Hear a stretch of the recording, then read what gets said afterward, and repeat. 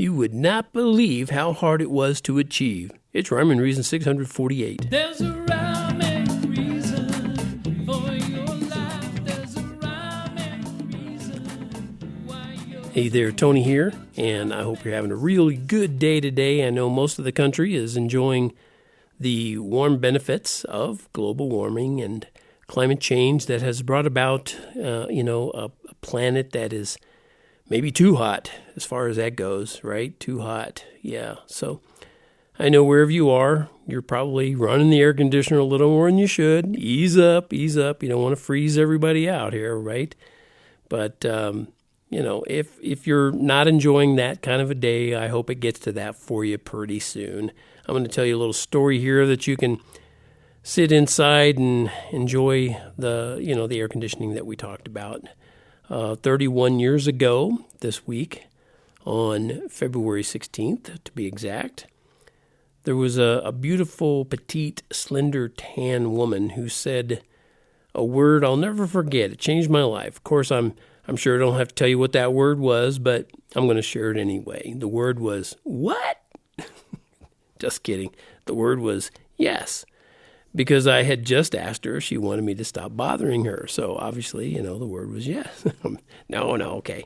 Just kidding again. I had to ask her another slightly different kind of question, and you would not believe what I had to go through to get to that point.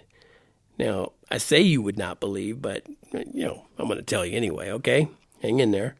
Because this story is a true tale of persistence that paid off. So when people say, you got to have persistence, it's true. It's true. It all began, as stories often do, with a chance meeting. And I say chance because it wasn't planned in any way, shape, or form, and certainly not predestined before the foundation of the world. My 4-piece band had just been booked for an entire month in a snazzy Hilton hotel overlooking Pensacola Bay in, wait for it, Pensacola, Florida. And me and the other guys, we were just all excited, naturally, to spend the month of June, which was back in 1985, playing music at night and hitting the beach every day. And by the way, those beaches with sand as white as table sugar and water every shade of blue to green, they're some of the best in America. If you're an avid surfer, Pensacola is not going to light your fire, but there's some of the most beautiful beaches in America. And the rest of that area is just pure coastal delight for that kind of thing. Or it certainly was back then. I haven't been there in a long time, to tell you the truth. But let me get back to the story. Well, that all, of course, set the mood for a great month, knowing that we were going to be in that kind of a place. And it was on our first or second night there on a band break when I spotted a beach babe I couldn't take my eyes off. But I didn't want to look like a dork. So, of course, I had to divert my attention anytime there was a chance she'd look in my direction. You got to be cool, right? But I just couldn't keep from watching her move around the room. She served drinks in the hotel's posh first-floor nightclub where our band was playing. So, naturally, there were lots of opportunities to stare, and I'm a musician-type guy, and so, of course, I stared, duh. Well, I could go on and on with just those kind of details, but I know you want me to get to the good stuff, and so, I'm eager to share that with you, so here we go. I introduced myself to this person, this beautiful babe, one night on a break, and she was so easy to talk to. Not all beautiful girls are easy to talk to because they're so into themselves, but she was easy to talk to. And she even laughed, probably out of feeling sorry for me, when I made a dorky reference to the Chuck Berry song Maybelline. Oh, that's another thing. Anyway, you had to be there, and I'm glad you weren't. There were a few other bits of casual conversation during my month there in the Pensacola Hilton, but that was that. Plus, the babe, sad to say, was married. And I had a girlfriend in another city at the time, so, booking ends, band leaves, end of story. Not so fast, because about 10 months later, I was rebooked back into that same Pensacola Hilton. Only that time, I was a solo, and I was booked up in the swanky, intimate nightclub on the 15th floor. It was so cool. And I was booked there as a house act, which meant the booking was ongoing. And they gave me a room, and my room was literally back to back on the same wall where I played. In other words, the headboard of the bed in the room where I stayed shared the same wall with the nightclub stage. So literally, I could lean against the wall when I was playing music, and I'd be leaning against the same wall that I slept up against in my room. So I think I've made that point clear. Anyway, my commute to work was about 10 yards, a 10-yard walk. But better than all that, on my first night to play, there she was, the babe from the year before. And she worked full-time in the same place I was going to be playing music. Be still my incredibly rhythmic beating heart. And guess what? She remembered me. And she was just as nice and just as easy to talk to as before. And since we'd be working together a lot, that was going to be a huge plus. And as it turned out, we became friends. Or at least friendly enough to feel like we were friends. And when, the workers, she and the other workers would go out for a drink or head to an all-night dinner after work, they would invite me along. I wasn't going to pass up any opportunities to see more of her, so I went along. Now, before you start to think ahead to things that you think we might have done, we didn't. And that's in spite of the spark that we both began to notice. But for some ridiculous reason, probably had something to do with paying attention to my moral conduct, I didn't make any attempts to break down her resistance, and she did nothing to cause me to believe her resistance could be broken down. I mean, nothing. We stayed friends only. But here's a little catch, and a little curled up edge in the protective layer where I saw the potential for an opportunity that could lead to a chance. Yeah, slim, right? That chance that a guy looks for when he believes he's found, the one. And that little catch was, I knew her husband, the guy at that time, a part-time conga player, an all-around cad, and a ne'er-do-well, and you would not believe how much of a particularly stupid philanderer. I call him that because, well, have you seen your wife? I thought to myself, have you seen her? How could you be this way? I mean, he'd tell me the stories of his escapades, and this is in a place where we would sit while she was working sometimes, and he'd tell his stories, and I'd be thinking, oh my goodness, her? You did that to her? Oh. Anyway, so I knew, I believed in my soul, that stupid conga player would eventually mess up his marriage beyond repair, and that's in spite of his wife's willingness to continue to try and work things out. And by the way, that's part of what appealed to me about her. She still believed in working on a marriage, and she lived out that belief. And this was to a guy who did not deserve it. So I decided before I left my Pensacola booking for good that I wanted to be with her, or at least somebody exactly like her. So that meant her, because nobody's exactly like her. I didn't know of anybody who was, okay? And with that belief firmly established in my brain, I wrote a birthday card and a note to her a month after I left to hit the road, and I addressed it to the Hilton, in her name, and she got it. And she later told me it made quite an impression with her fellow workers. So, then every once in a while, I'd write another short note and mail it to her in care of the hotel. I carried on like that for almost 3 years. Keep in mind, these weren't love letters. In fact, I usually just sent funny cartoons that I designed, or quizzes that I came up with, or drawings of some kind. And it wasn't to profess love and adoration. I'm not that weird. It was just to stay on her radar and help her get to know my incredible sense of humor. And, that way she'd know I wasn't just another incredibly handsome Adonis. You got to look beyond just the skin deep, right? And only once in a great while would she actually reply to one of my letters. Yeah, it was rough, I'm telling you. And then when she'd write to me, it was only to tell me to stop writing. or to tell me I should find someone in my own town.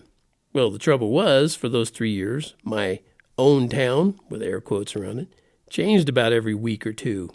But finally, though, I got off the road and I landed in Denver, Colorado, in the metro area anyway, and I wrote to that girl in Pensacola to let her know I was off the road, and she wrote to tell me that she wanted to get with me and she craved me. No, she didn't. She wrote to tell me that, well, now you should be able to find somebody local. So again, she's, signing off, so to speak. So I did. I finally and reluctantly gave up, except to send a Christmas card or some sort of card. I don't remember which. But anyway, I basically gave up, and that was that. But then a couple of months passed, and I received a letter from Pensacola. Yeah, it was from her. And in it, she said if I was still interested, her divorce had been finalized several months before. Mysterious. And she said she'd been thinking about me because of all those cards, letters, and notes. So score one for the persistent paperwork. She said that I could call if I still wanted to. And she included her phone number. So, I played it cool. I waited a while. She's going to have to wait. I waited till after lunch and called. And our phone call turned into another and another and so on. And this is back when long-distance calls could be a hard hit to the old budget. And our phone bills racked up into triple digits. And this is way back when, in, the dark ages. But I also started writing her more, every day, in fact, for months, sometimes 2 and 3 letters a day, until one day we decided that I should go to Florida and see her. That's where she was still. So I hocked a keyboard and bought a plane ticket and flew to Pensacola, where I spent a few days discovering the amazing woman I figured that she'd be. And she lived in the lower half of a house on Perdido Bay that she and her parents bought together. And one of her 5 sisters lived right next door. So I got to meet the whole family on that trip, and in addition to her 5 sisters, there were also 2 brothers, about 19 kids, that would be the grandkids, the siblings' wives and the husbands, and even friends of the family, and I think they all wanted to see this long-haired mountain man who'd come to call, and it was really, really something. But after that, a few months, I guess a couple months after that, she came to visit me in the Denver area on her way to California for another visit with friends out there. And by that time, of course, she was obviously hopelessly hooked. And she knew, whether she'd ever admit this or not, there would or could be no other for her. So, on my final visit to her place in Pensacola, who says long-distance relationships don't work, huh? A couple of months later, I offered her the opportunity to spend the rest of her life with me. What an opportunity for her, right? And she said that one word I mentioned at the start of this story. She said yes. That was on August 7th, 1989, when I asked her. And on February 16th, now has 31 years ago, in 1990, we both said yes. And we've been together the whole 31 years since. I can't speak for myself, but I can say she feels totally blessed by it all. And because she does, I wrote her a song somewhere around our 2nd anniversary, and it goes a little something like this.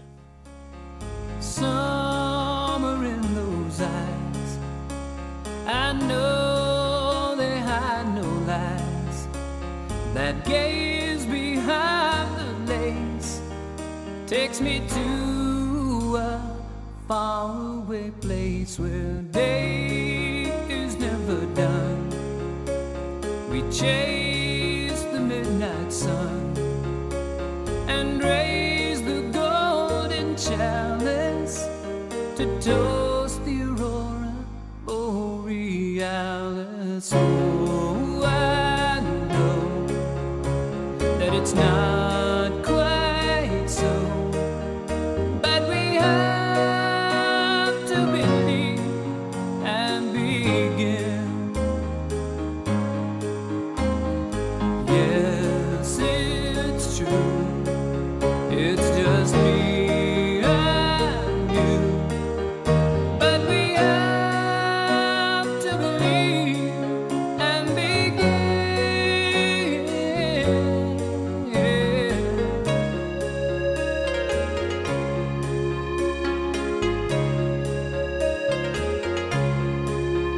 Those Paris green delights that warm me through the nights, that down vanilla voice talks me out of a foolhardy choice. Let's ride the western wind to just beyond the bend.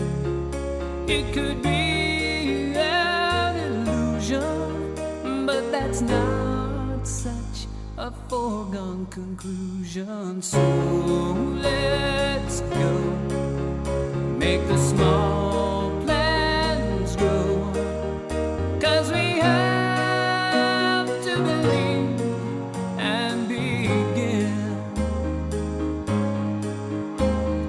We and you and the spirit too.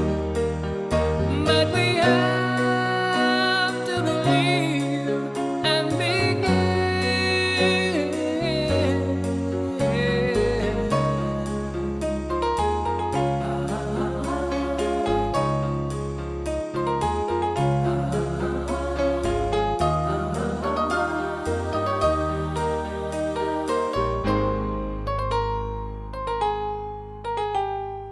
Oh, I know that it's not quite so, but we have to believe and begin. Yes, it's true. It's just me and you. But we have to believe and begin. So let's go, make the small plans grow, 'cause we have to believe and begin. We and you and the spirit too. But we have to believe and begin.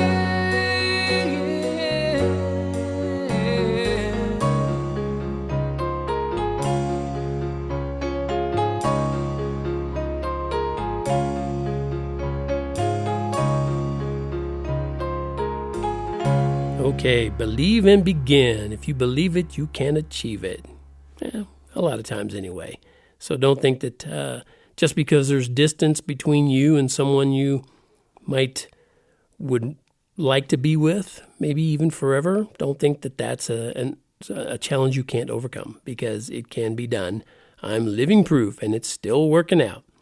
Thank you so much for tuning in to Rhyme and Reason. I'm Tony, your host from TonyFunderburk.com, where you should go over there, get that t-shirt on that merch tab that says, "Life has rhyme and reason because God made you." There's a